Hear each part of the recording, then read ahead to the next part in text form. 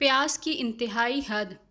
زندان کے اندھیروں میں کئی دن اور رات گزر جانے کے بعد ایک دن امام حسین علیہ السلام کی لاڈلی بیٹی جناب معصومہ نے اپنے بھائی امام زین العابدین کے پاس جا کر ایک سوال کیا، بھیا سجاد، آپ امام وقت ہیں اور امام وقت ہر علم سے آراستہ ہوتا ہے، میں آپ سے ایک سوال کرتی ہوں، آپ مجھے بتائیں پیاس میں کتنی منزل ہوتی ہیں؟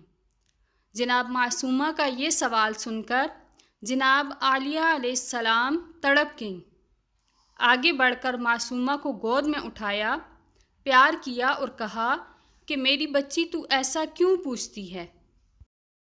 امام سجاد علیہ السلام نے کہا، پھوپھی اماں، معصومہ نے یہ سوال اپنے وقت کے امام سے کیا ہے اور مجھ پر لازم ہے کہ میں اس سوال کا جواب دوں۔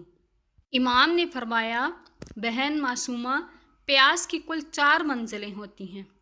پہلی منزل وہ ہوتی ہے جب انسان اتنا پیاسا ہو کہ اس کی آنکھوں سے دھواں دھواں سا دکھائی دے اور زمین اور آسمان کے درمیان کوئی فرق محسوس نہ ہو۔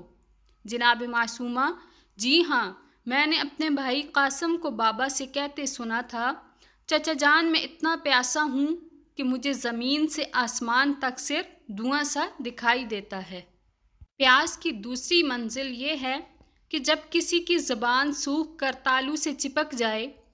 جناب معصومہ، جی ہاں، جب بھائی اکبر نے اپنی خشک زبان بابا کے دہن میں رکھ کر باہر نکال لی تھی اور کہا تھا، بابا آپ کی زبان تو میری زبان سے زیادہ خشک ہے، پھر شاید میرا بابا پیاس کی دوسری منزل میں تھا۔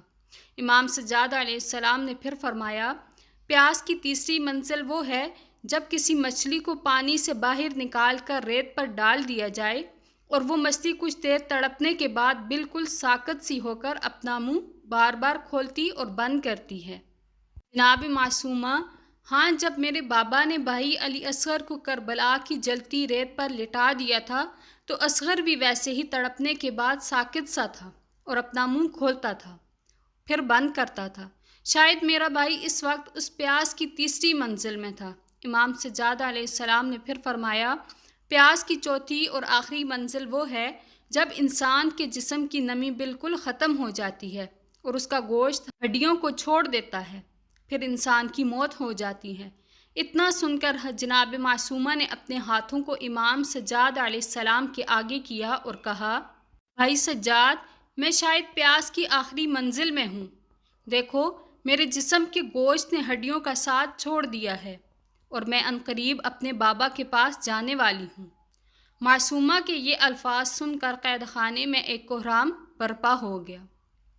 اب ہم اندازہ لگا سکتے ہیں کہ ہم روزے میں پیاس کی پہلی منزل تک بھی نہیں پہنچتے، لیکن افسوس پھر بھی بہت سے لوگ روزہ نہیں رکھتے۔ مزید اسلامک ویڈیوز اور وظائف کے لیے اس چینل کو سبسکرائب کریں۔ آج کے لیے اتنا ہی، دعاؤں میں یاد رکھیے گا۔ اللہ حافظ۔